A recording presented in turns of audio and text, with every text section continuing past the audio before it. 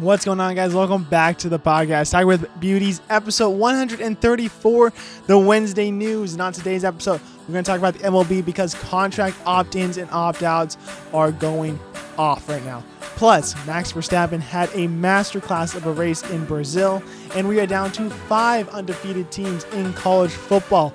But first, let's head into the NFL.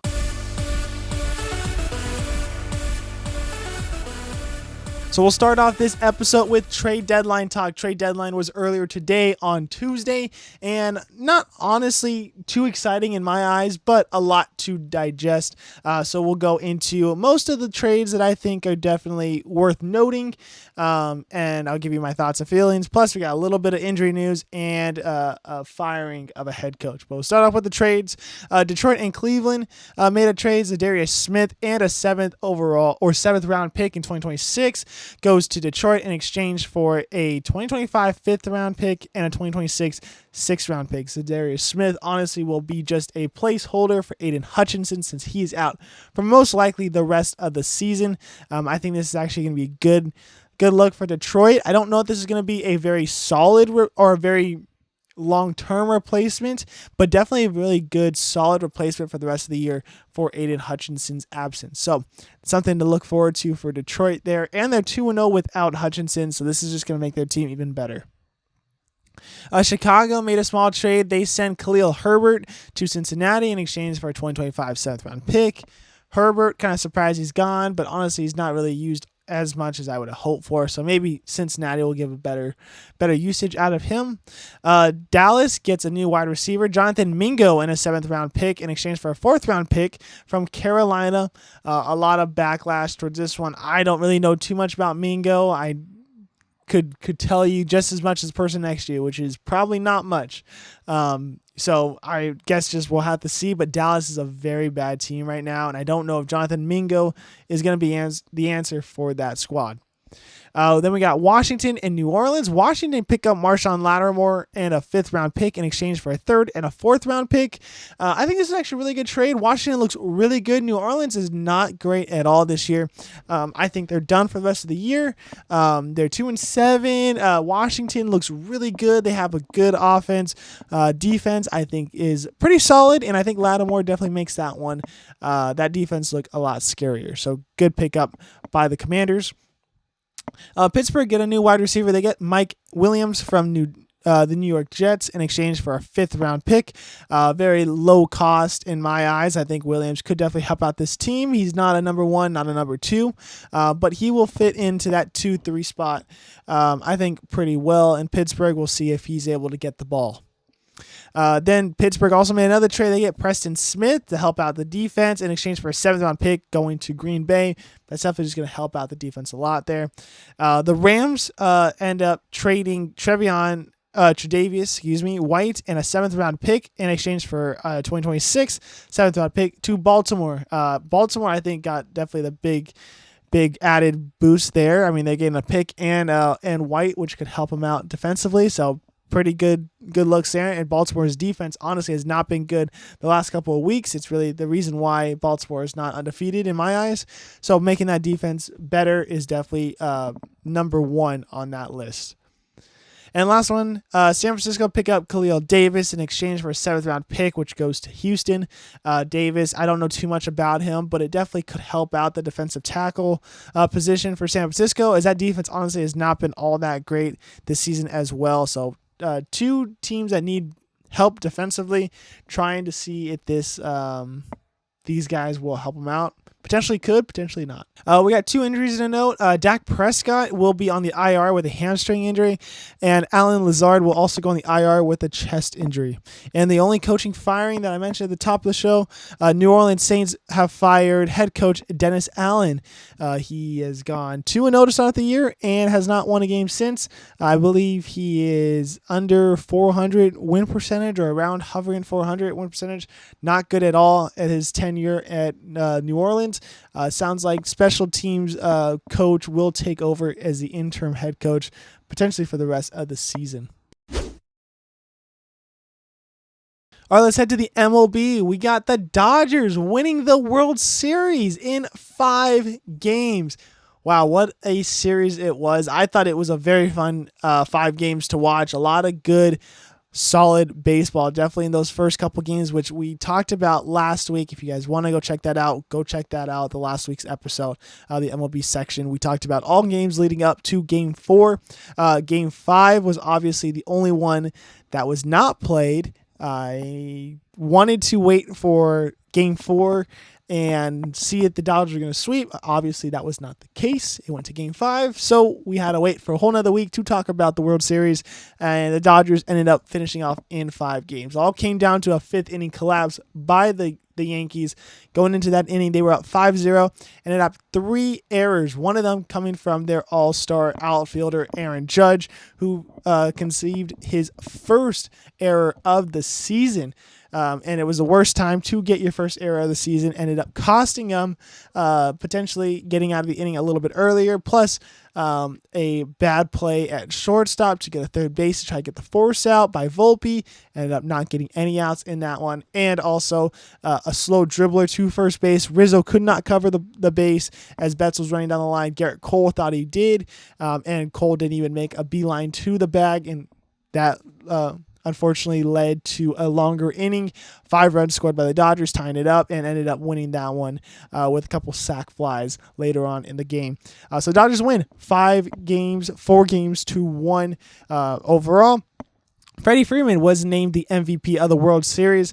He had 12 RBI in that one, 4 home runs, 6 hits, and 5 runs. Those 12 RBI tied a World Series record set by Bobby Richardson back in 1960. So congrats to you, Freeman. You had an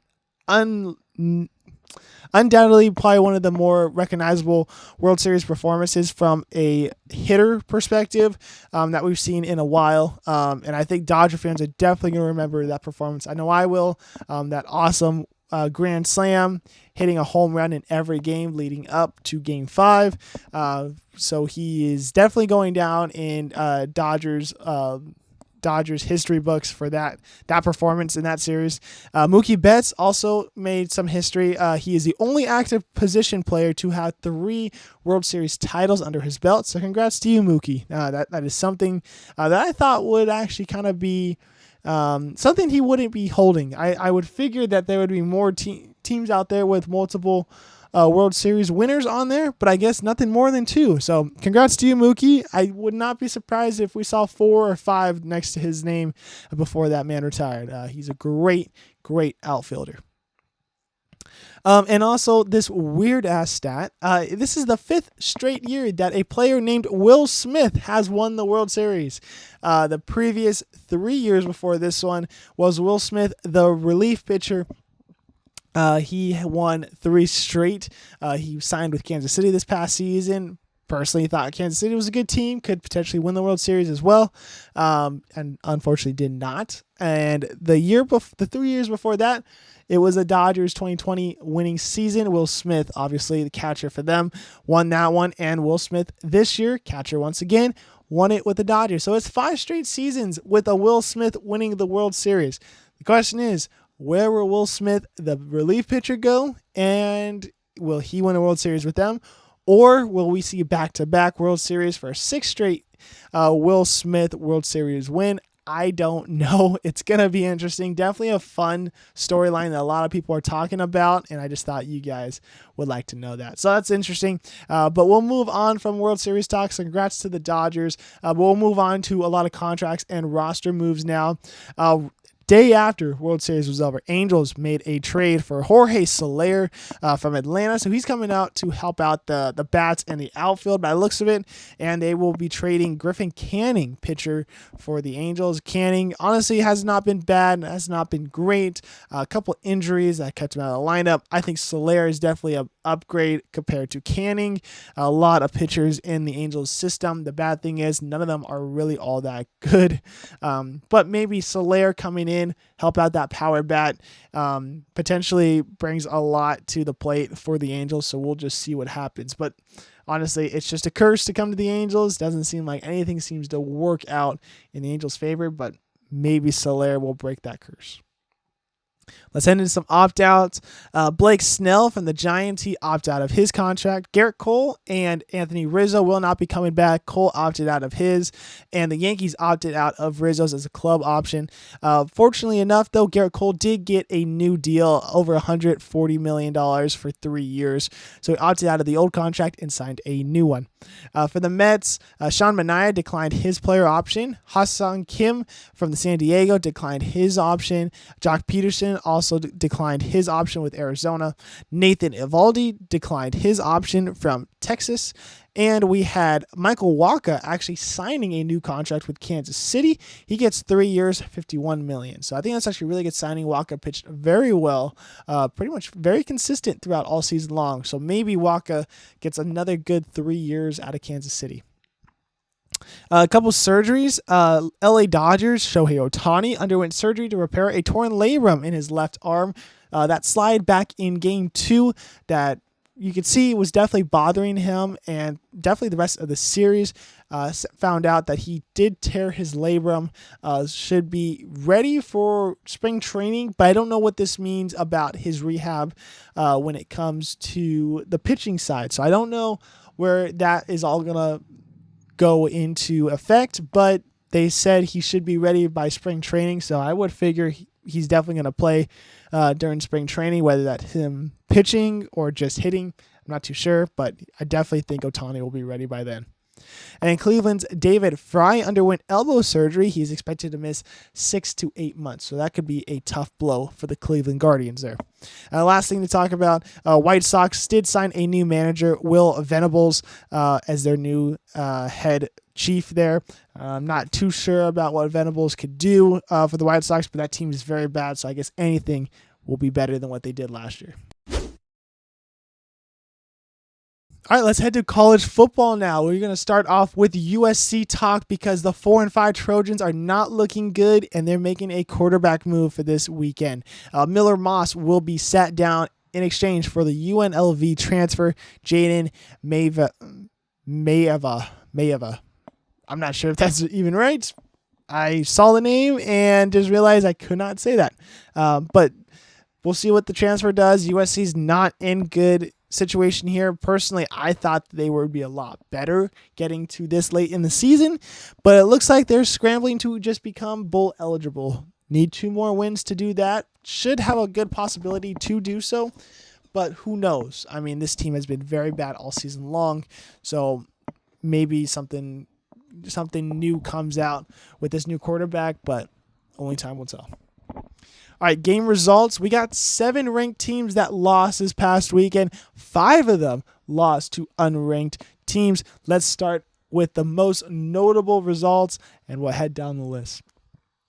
The biggest game of the weekend, we had number 4, Ohio State versus number 3, Penn State. Ohio State edging out Penn State, this one 20-13. Then we had number 1, Oregon beating Michigan 38-17. Number 2, Georgia beating Florida 34-20. That game was actually very close. Georgia ended up pulling away in that second half, though.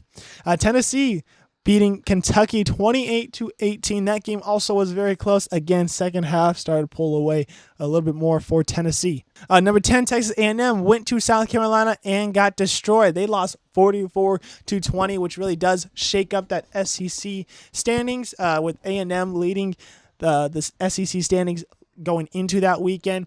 Now a lot more teams are potentially right back in the race for the title game. Texas Tech knocks out number 11 Iowa State, ruins their undefeated season, 23-22. Louisville beats number 11 Clemson 33-21. That was also a road game for the Cardinals there, so big win there. Indiana, 13th ranked in the country, they played Michigan State. They destroyed them 47-10, keeping their undefeated season alive, and honestly makes it a very interesting Big Ten championship game potential for Indiana, Ohio State, or Oregon, depending on what happens following the rest of the season. Number 17, Kansas State went into Houston undefeated, only with 1 loss. They left with another loss. Houston winning this one 24-19, really messing up their chances at getting into that Big 12 title game. Pitt went into SMU. They were undefeated. They are not anymore. 48-25 win for the Mustangs, and the Mustangs look really good leading into the rest of the season. Then we have Minnesota versus number 24, Illinois. Illinois ended up losing this one 25-17 at home, so big tough loss there. Vanderbilt went into Auburn as an underdog. Not very surprised that they were an underdog. They should not have been. They ended up winning this one 17-7. Vanderbilt beat Alabama and Auburn both in the same season for the first time since 1955. And Diego Pavia is now 3-0 against Hugh Freeze. He had 2 wins at New Mexico State, one against Auburn and one against Liberty, and obviously one last week with Vanderbilt against Auburn.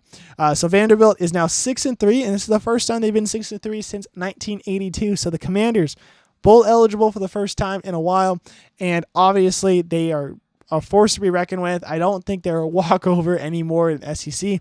Who knows what's going to happen next season, but as of this season, I definitely will not be overlooking the Vanderbilt Commanders at all. And lastly, Navy versus Rice. Rice ended up winning this one 24-10, but just the bigger note, 5-hour and 6-minute weather delay in this game. That was the second longest weather delay in college football history. The first one belonging to Purdue and Virginia Tech game, which was a 5-hour and 27-minute delay. So very long delay. Question is, would you guys stay for a delay that long? Personally, I don't think I'd be staying 5 hours. I mean, I know last year with Arizona State, they had a haboob and it was a weather delay. I think that was like 2.5 hours maybe. And I did stay for that, but I had people with me, so that made it easier. Definitely if I was by myself, I don't think I'd be staying for that long of a weather delay. 5 hours despite being with people, I don't think I'm staying that long for a weather delay. But let me know. What do you guys think? Would you guys stay for a 5-hour weather delay just to watch your favorite team play some more football? All right, let's head to the top 25. So unfortunately, this is the AP top 25. Before I recorded this, I made all the graphics for the AP top 25. Totally forgot that the committee was dropping their top 25. So I'll do the AP top 25. I'll show you the graphic now. And then we'll get into what the college football rankings have for the top 12 and the first 2 out. So we'll start off with Oregon staying put at number 1, Georgia staying put at number 2. Ohio State, Miami, and Texas all jumping up 1 spot to 3, 4, 5. Penn State drops 3 spots to 6. Tennessee stays put at 7. Indiana gets plus 5 to 8. BYU stays put at 9. Notre Dame drops 2 to 10. Alabama and Boise State get a plus 3 to 11 and 12. SMU gets the biggest up at a plus 7 to 13. LSU gets a plus 2 to 14. Texas A&M drops 5 to 15. Ole Miss jumps up 3 to 16. Iowa State drops 6 to 17. Army gets a plus 3 to 18. Clemson drops 8 to 19. Washington State gets a plus 2 to 20. Colorado State gets a plus 2 to 21. Kansas State drops 5 to 22. Pitt drops 5 to 23. And Vanderbilt and Louisville go from unranked to 24 and 25. The dropouts this week were Illinois and Missouri at 24 and 25. Other receiving votes, Missouri at 81, South Carolina at 58, Tulane at 41, UNLV at 9, Louisiana at 9, Washington at 4, ASU at 3, Texas Tech at 2, and Iowa at 2. Now let's get into the college football rankings. These were the rankings this week. We had Oregon at number 1, Georgia at 2, Miami at 3, and BYU at 4. That would be as the hypothetical conference champion winners, and if they did, those would be the rankings. Not very surprising in my eyes. I think those are the best 4 for sure, and I'd rank them just the way it would be if those were the conference champions. Then you had 5, you had Ohio State. They would actually face the best group of 5 conference champions, which the committee thinks is Boise State, and I also agree. So I agree with both of those ones as well. The 6-11, you have Texas at 6, Alabama at 11. Pretty much very similar to the AP Top 25 polls. Not very surprising in my eyes, but I think that'd be a very fun game to watch again, but I think Texas would have the upper hand in my eyes. Then you get Penn State at 7 versus number 10, Notre Dame. I think Notre Dame could potentially be bumped up a little bit. I think them dropping 2 spots is a little harsh, but I think Penn State would lose this game. I think Notre Dame is a better football team than Penn State, despite them having the home game in that one. But I do agree that both those teams should probably be in the playoffs based off of up to this point in the season. In the last matchup, number 9, Indiana versus number 8, Tennessee. It's fine. I think Indiana deserves to be in there. They're an undefeated team. I think Tennessee could potentially be left off of this, to be honest, but I'm okay with it. AP polls has them high. It's SEC biasy, though, honestly. But I think Tennessee could be left off of here, and maybe a team like SMU should be the ones in there. LSU could be in there. Even maybe Texas A&M, I think, could be better than Tennessee. But I digress. It's the first rankings of the year, so obviously it's going to change as we go along. All right, let's head into the games to watch this weekend. We got number 3, Georgia versus number 16, Ole Miss. That's 12:30 p.m. on ABC. Then we got number 20, Colorado versus Texas Tech, 1 p.m. on Fox. South Carolina versus Vanderbilt, 1:15 on SEC Network.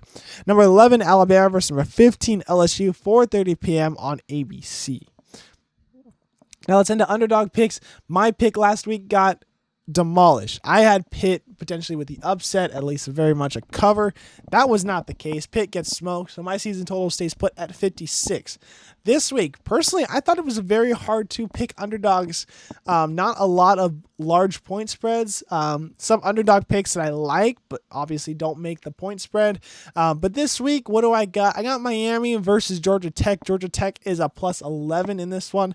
I don't think there's a good chance Georgia Tech wins, but Miami has kept teams in there for way too long. Maybe this is the week that potentially Georgia Tech wins, but maybe at the very least hangs around for the whole game. Who knows? Georgia Tech had a good start to the year. Miami, obviously undefeated, 8-0, 9-0 right now. So I think Miami wins the game, but maybe they keep them around, the Jackets around just long enough for them to cover the spread. All right, let's head to the Arizona State update. It was a big win this weekend in Stillwater, Oklahoma against the Oklahoma State Cowboys. 42-21 win for the Devils. Cam Scatterbu went off, winning the Big 12 Offensive Player of the Week. He looked outstanding. Over 250 yards in the air and on the ground. 3 total touchdowns. Scatterbu looked great. Offense looked great. They were buzzing. Sam Levitt looked outstanding. I think only 7 or 8 incompletions. I don't have the numbers in front of me, but just under 300 yards and a few touchdowns as well.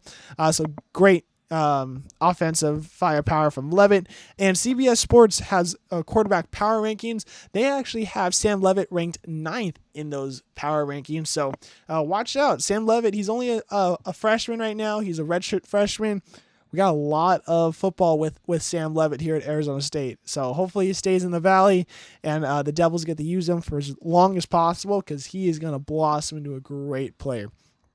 For Scat, not very surprised. He looks great. He's not slowing down anytime soon. Should be in the Heisman talk. He's putting up just as good numbers as Gentry. Obviously, Gentry is doing a little bit better when it comes to the numbers wise, but Cam Scatterbu is just a mean person to run at. I mean, this guy bulldozes people. I mean, the past couple weeks we've seen highlight reels where he is just trucking people and he keeps on going. So Scat, he's unbelievable. He doesn't get talked about enough. So if you guys don't know who that is, go check out some highlights because Cam Scatterbu is unreal. The only bad thing is this upcoming week against UCF back at home, Scatterbu is doubtful for that game. Not sure what the injury is or where it was sustained because he played the whole game against Oklahoma State. So I'm not sure what happened, but if he's not going to go, it's going to be a tough road, but Sam Levitt is in there. Maybe the offense with the receivers could get it going, but not having Scat in that lineup is definitely going to be hard. All right, let's head to college hockey. We'll start off with notable results from Friday and Saturday. We'll start off with Friday, obviously. Number 11, Michigan beats number 5, Boston University, 5-1. North Dakota actually loses to number 8, Cornell, 4-1. UMass Lowell, number 19th in country, had to go to overtime, but ended up winning that one 5-4 against Holy Cross.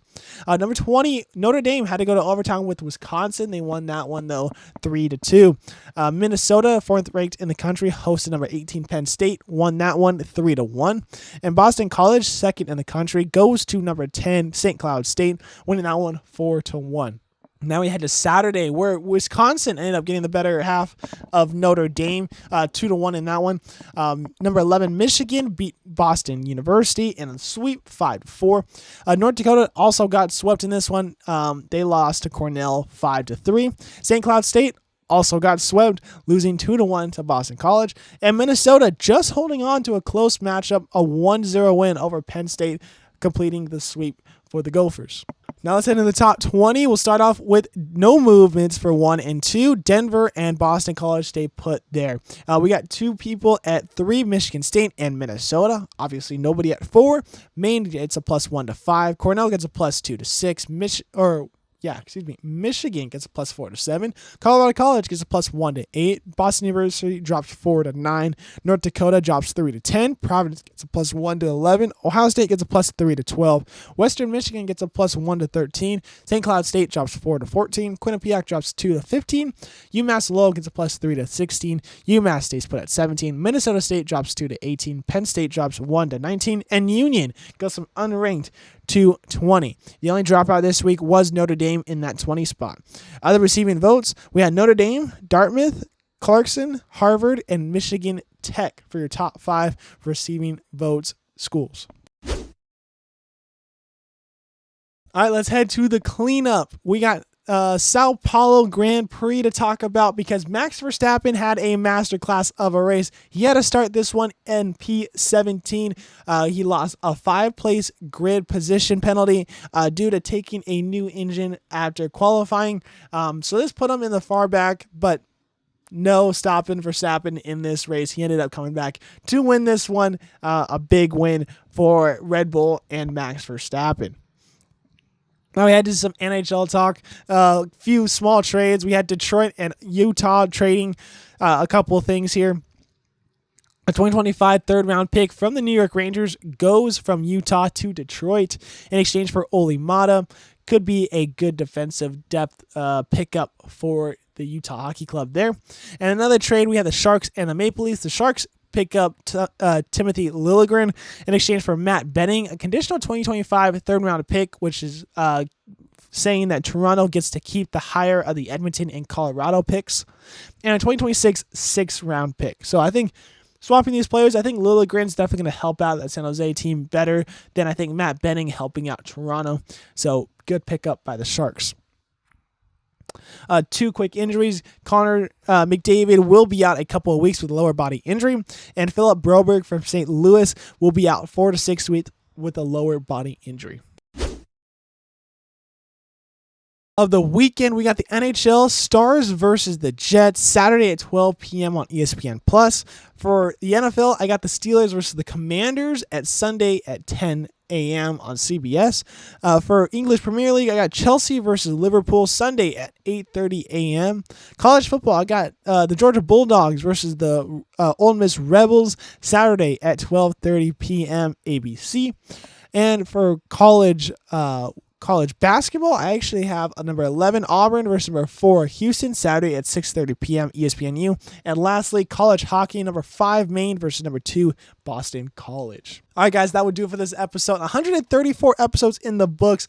Appreciate you guys listening to this one. Have an awesome weekend. Make sure you guys hit those likes, subscribes, follows, rate the show on YouTube, on all the podcasts stations, whatever you guys are finding this.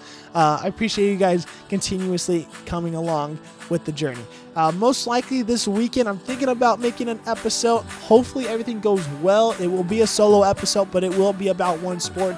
So keep an eye out on the Instagram and the YouTube channel for any of those drops as well. So hit that bell icon. So, but I appreciate you guys listening. Have an awesome weekend, and we'll see you guys later.